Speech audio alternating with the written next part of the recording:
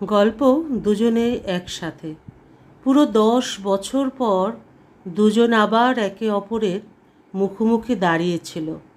কলকাতার একটি শপিং মলে হঠাৎ দেখা হওয়ায় তারা অবাক হয়ে একে অপরকে দেখছিল। সুলভ নিজের আবেগ নিয়ন্ত্রণ করে ধীরে ধীরে জিজ্ঞাসা করল, কেমন আছো মন? তবে সেই একই মিষ্টি সুরেলা কণ্ঠ, কোনো আতিশয্য নেই, কোনো অভিযোগ নেই, শুধু মুখে আছে কিছু যন্ত্রণার রেখা, যেগুলো সে সচেষ্টই সামলানোর চেষ্টা করলো এবং হাসার চেষ্টা করে মানুষই বলল, তুমি কেমন আছো সুলভ? সুলভ মন দিয়ে দেখছিল মানুষীকে, সেই 10 বছর আগের মতো সুন্দর মুখখানি, কিন্তু জানি না কেন তার অভিব্যক্তি আগের মতো নেই। খুব স্বাভাবিকভাবেই সুলভের সাথে কথা বলল মানুষে। দুজনে একসাথে চলতে লাগলো। দুজনের অন্তরে একে অপরকে নিয়ে হাজারো প্রশ্ন ছিল, তবুও তারা চুপ ছিল। সুলভই প্রথম মৌনতা ভঙ্গ করলো। তুমি তো কলকাতা ছেড়ে ব্যাঙ্গালোরে মামার বাড়িতে চলে গিয়েছিলে। মানুষই একবার সুলভের দিকে তাকালো, মনে মনে ভাবে, এখনও মানুষটা আমার প্রতিটা মুহূর্তের খবর রাখে। হাসির চেষ্টা করে উত্তর দিল, একটি সেমিনারে এসেছি, কলকাতায় বৌদির সাথে দেখা করতেও এসেছে। বৌদির পা ফ্র্যাকচার হয়ে গেছে। ওহো, কথাটা শুনে সুলভ চমকে উঠল। কোন হাসপাতালে আছেন তোমার বৌদি? এখন তো বাড়িতে চলে এসেছে। মানুষই চলতে চলতে একটি শোরুমের সামনে দাঁড়িয়ে পড়ে। সুলভের মনে পড়ে গেল মানুষই শপিং করতে খুব ভালোবাসে, প্রচুর শপিং, এবং তারপর সেগুলো বদলানোর অদ্ভুত শিশু সুলভ অভ্যাস। মানুষের এইসব ছেলে মানুষের স্বভাব সুলভকে অনেক সময় বিরক্ত করত, কিন্তু এই সময় সে চুপ ছিল। মানুষই বেশি সময় সেখানে রইল না, বলল, পিহু কেমন আছে? পিহুর বিয়ে হয়ে গেছে, এখন ওর 1 বছরের একটি ছেলে আছে।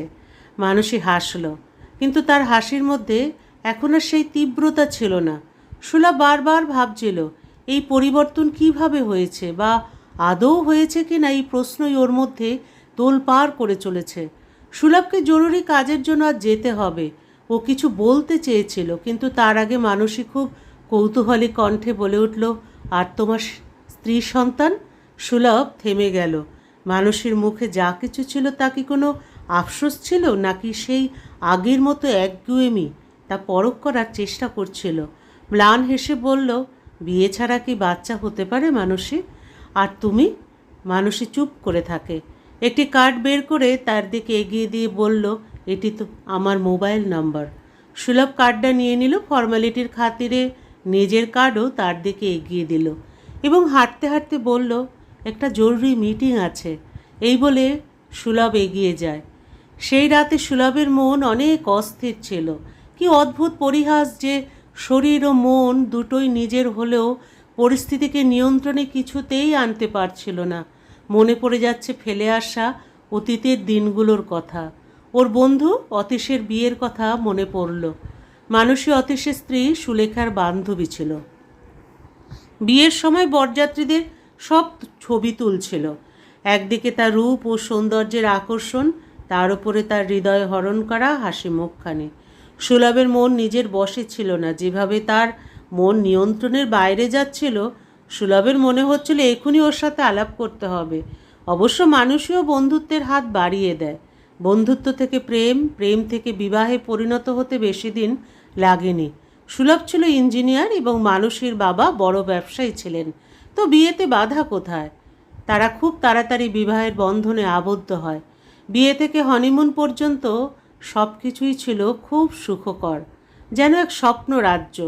মানুষের ভালোবাসা, তার মিষ্টি কথা তাকে প্রতিটি মুহূর্তে মুগ্ধ করে রাখত।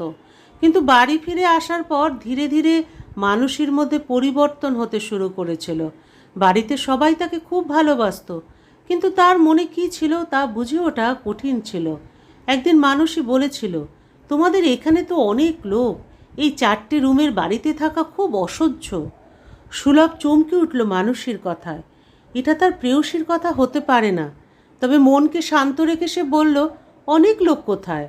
আমার মা বাবা, 2 ভাই বোন, পিহু আর পিসি, এরা সবাই আমাদের নিজের মানুষ। এখানে না থাকলে কোথায় থাকবো? তুমি তো ইঞ্জিনিয়ার, বিল্ডিং তৈরি করো, নিজের জন্য একটা বাড়ি তৈরি করতে পারো না? সুলভ স্তব্ধ হয়ে গেল। এটা কি কথা বলছো মন? বাবা আমাকে লেখাপড়া শিখিয়ে যোগ্য করে তুলেছেন। বাবা মায়ের আশীর্বাদে আমি আজ সফল ইঞ্জিনিয়ার। তাদের বৃদ্ধ বয়সে সাহারা আমি।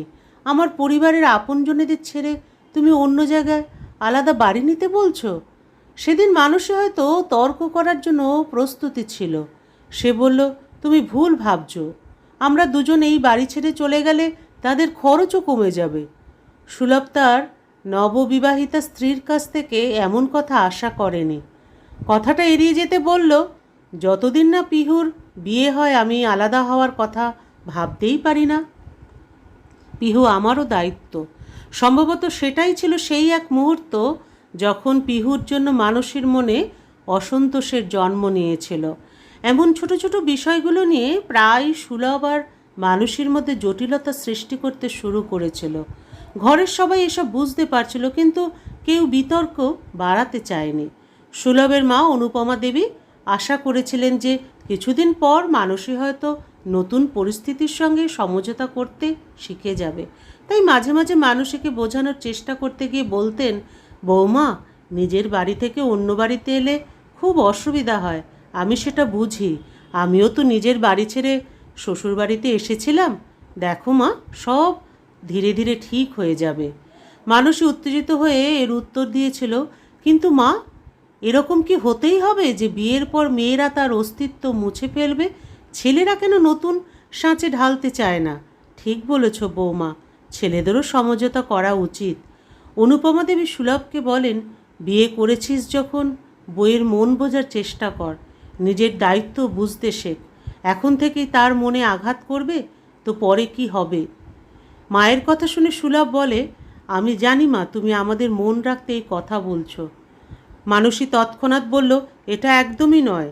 মা মোটেই আমার কথায় বিরক্ত হননি। সুলভ বুঝতে পারছিল না যে ওর এখন কি করা উচিত, তবুও বলেই ফেলল, মা, আমাকে বোঝানোর কোনো দরকার নেই, বলে ঘর থেকে বেরিয়ে যায় সুলভ। বন্ধুবান্ধবদের সাথে ভালো লাগছে না গল্পগুজব করতে, তাই সে কিছুক্ষণের জন্য পার্কে গিয়ে বসে থাকে। ছোট ছোট বাচ্চাদের হই হই, তাদের মিষ্টি হাসি দেখতে সুলভের খুব ভালো লাগছিল, কিন্তু মনের মধ্যে কোথায় যেন একটা উদাসীনতা। মনে পড়ে যায় সেই রাতের কথা। নিবিড় ঘনিষ্ঠভাবে ডুবে সে মানুষকে বলেছিল, মন, আমাকে কবে বাবা বানাবে? মানুষও সুলভের ভালোবাসায় বিভোর হয়ে মিষ্টি সুরে বলেছিল, এখন আমি মা হতে চাই না। কেন? সুলভ সহজেই বলল, হ্যাঁ, এটা তো ঠিকই, যত তাড়াতাড়ি মা হবে তত তাড়াতাড়ি দায়িত্ব বেড়ে যাবে। সুলভ মানুষকে আরও নিজের কাছে টেনে নেয়, কিন্তু এ কি? মানুষই বিরক্ত হয়ে উঠে বসে বলে, হ্যাঁ, দায়িত্বগুলো তো এই বাড়িতে পা রাখার সাথে সাথে আমার সমস্ত স্বপ্নের ওপর কালো মেঘের মতো ভর করেছে। যখন দেহ মন ভালোবাসার উন্মাদনায় বিভোর, এমন সময় স্ত্রী যদি ভালোবাসার পথের মোড় ঘুরিয়ে ছেড়ে দেয়, তাহলে অভাগা স্বামী আর কি করবে? হতবাক হয়ে থাকা ছাড়া। কোন মেঘের কথা বলছো? সুলভ আশ্চর্য এবং বিরক্তি নিয়ে জিজ্ঞাসা করে মানুষকে, কেন? আমার জীবনে তোমার মা বাবা ভাই বোনেদের প্রভাব আমার স্বপ্নগুলোকে ভেঙে দেওয়ার বড় কারণ নয় কি? আর তোমার বিধবা পিসিকে রোজ সকালবেলা দর্শন করতে হয়। মানুষই সুলভের কণ্ঠস্বর তীক্ষ্ণ হয়ে উঠছিল। চিৎকার করো না। মানুষও সমান আবেগে বলেছিল, তোমার প্রিয় বোন পিহু, যতক্ষণ না তার বিয়ে হয় আমরা আমাদের শখ পূর্ণ করতে পারবো না। আমার সব স্বপ্ন ভেঙে চুরমার হয়ে যাচ্ছে, কারণ তোমার বাবা পিহুর জন্য বেশি টাকা দিতে পারছেন না সংসারে। চুপ করো মানুষই, অনেক বেশি বলেছ। সুলভের ভেতরে প্রেমিক সত্তা হঠাৎ করে বিরক্ত হয়ে বিছানা থেকে উঠে দাঁড়ালো। তোমার সংস্কারের সম্পর্কের গুরুত্ব নেই, কিন্তু আমার জগৎ এত ছোট নয় যে স্বামী স্ত্রীর বাইরে প্রতিটা সম্পর্কই অর্থহীন হয়ে যাবে। সুলভ ঘর থেকে বেরিয়ে বারান্দায় চলে যায়। ধীরে ধীরে এমন তর্ক বিতর্কগুলো বেড়ে যেতে লাগলো ওদের দুজনের মধ্যে। একদিন অনুপমা দেবী সুলভকে একান্তে বুঝিয়ে বললেন, যদি বৌমা আলাদা থাকতে চায় তাহলে তার কথা মেনে নাও। বিয়ে করেছো তো সেটা পালন করার পথ বার করো। হয়তো দূর থেকে সে সবাইকে ভালোবাসার অর্থ বুঝতে পারবে। সুলভ মায়ের কথাগুলো চিন্তা করতে থাকলো। এরই মাঝে মানুষই হঠাৎ করে তার বাবা মায়ের বাড়িতে চলে গেল। সেই সময় সবাই ভেবেছিল যে কিছুদিন পরে সে ফিরে আসবে, কিন্তু সুলভ ডাকলেও মানুষই ফিরে আসেনি। অনুপমা দেবী অনেকবার সুলভকে পাঠিয়েছিল মানুষকে বাপের বাড়ি থেকে ফিরিয়ে নিয়ে আসতে, কিন্তু মানুষই আসেনি। ও স্পষ্ট জানিয়ে দিয়েছে যে ওর দিক থেকে সুলভ মুক্ত। সুলভ চাইলে দ্বিতীয় বিয়েও করতে পারে, সে কখনোই ফিরে আসবে না আর। মা তবুও বিশ্বাস করেছিলেন যে কিছু মাসের মধ্যে মানুষই অবশ্যই ফিরে আসবে, কিন্তু জানি না কী কারণে, হয়তো এক ধরনের জেদ বা সম্ভবত অহংকার নিয়ে বসেছিল মানুষে। 1 বছরের মধ্যে ডিভোর্সের নোটিশ এসে গেল, আশার শেষ আলোটাও নিভে গেল। মানসী কলকাতা ছেড়ে তার মামার বাড়ি বেঙ্গালুরে চলে গিয়েছিল। তার মামা খুব বড় ব্যবসায়ী ছিলেন, বিদেশেও তাদের কাজ ছড়িয়েছিল। মানসীর স্বপ্ন ছিল অনেক টাকা রোজগার করার। হয়তো সেখানে গিয়ে মানসী তার মামার সাহায্য নিয়ে তার স্বপ্ন পূর্ণ করতে চেয়েছিল। সুলভ তার চিন্তাগুলো দূরে সরিয়ে নিয়ে শুয়ে পড়ল। মনের মধ্যে এক ধরনের টানা পড়ে উদ্বেগ তাকে অস্থির করে তুলছে। আবার উঠে বসে পড়ল। জল খেয়ে টেবিলের ওপর পড়ে থাকা মানসীর কার্ডটা দেখতে থাকে। চিন্তার ঝড় আবার তাকে ক্রমশ আক্রমণ করেই চলেছে। মানসী তার মামার বাড়িতে অপার ঐশ্বর্যের সুখে ছিল। মামার কোনো সন্তান ছিল না, তাই মানসীকে কন্যার মতো ভালোবাসত তারা। তবুও মানসীর মুখে কি এক ধরনের বিষণ্ণতা ছিল। সে হয়তো বিয়ে করেনি, তার মুখে একাকিত্বের বিষণ্ণতা ছিল, নাকি এখন সে সম্পর্কের মূল্য বুঝতে শিখেছে। রাত তখন 11টা বেজে গেছে। ফোনের কাছে বসে থেকেও সুলভের সাহস হয়নি মানসীকে ফোন করার। সে চুপচাপ খাটে শুয়ে পড়ল। নিজের মনকে প্রশ্ন করতে শুরু করলো, কি হচ্ছে আমার সাথে?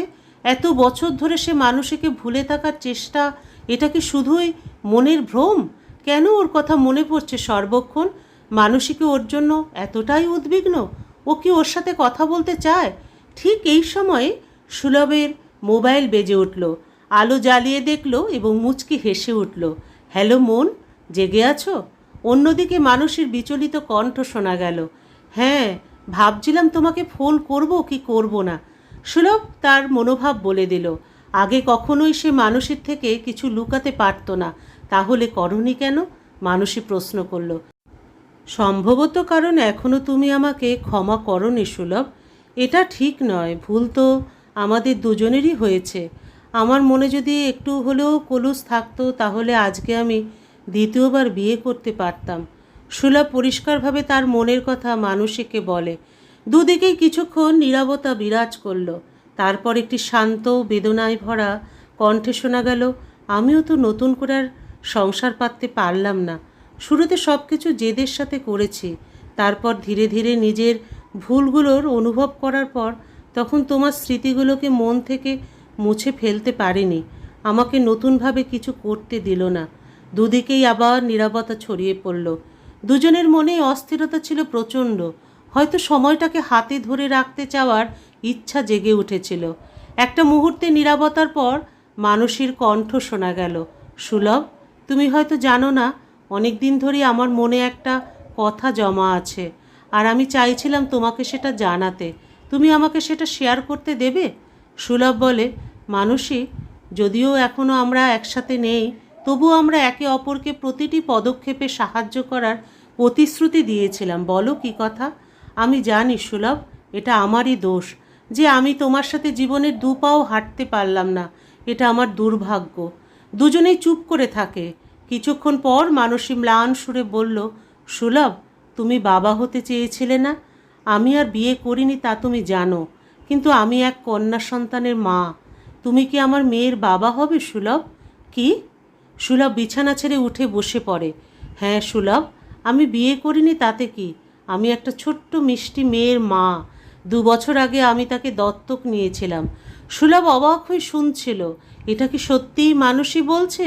যার বাচ্চা পছন্দ ছিল না, যার বাড়িতে ভিড় পছন্দ ছিল না, এই কি সেই মানসী? এমন ভাবনা ভাবছিল সুলভ। ঠিক তখনই মানসী আবার বলল, ছাড়ো সুলভ, আমি তো মানসী, আমাদের মেয়ের নাম কি? সুলভ কথাটা বললে মানসী আনন্দে উচ্ছ্বসিত হয়ে বলল, মৌপিয়া। মানসীর ওই ইচ্ছের কথা মনে আছে, যখন ওরা মধুচন্দ্রিমায় গিয়েছিল তখন সুলভ বলেছিল, মন, আমাদের মেয়ে হলে তার নাম রাখবো মৌপিয়া। সুলভ আনন্দে খুশিতে আবেগে ভরা গলায় বলল, ধন্যবাদ মন, আমি এখনই তোমার কাছে পৌঁছাচ্ছি। ফোনের ওপার থেকে এত রাতে মানসীর কণ্ঠ শোনার পর সুলভতা উপেক্ষা করে বলল, এখন আর কথা নয় মন, জীবনের অনেক মুহূর্ত আমরা আগেই হারিয়ে ফেলেছি, এক মুহূর্ত সময় নষ্ট করতে চাই না আর। গল্পের সমাপ্তি এখানেই, আবার দেখা হবে পরবর্তী আরেকটি গল্পের সাথে।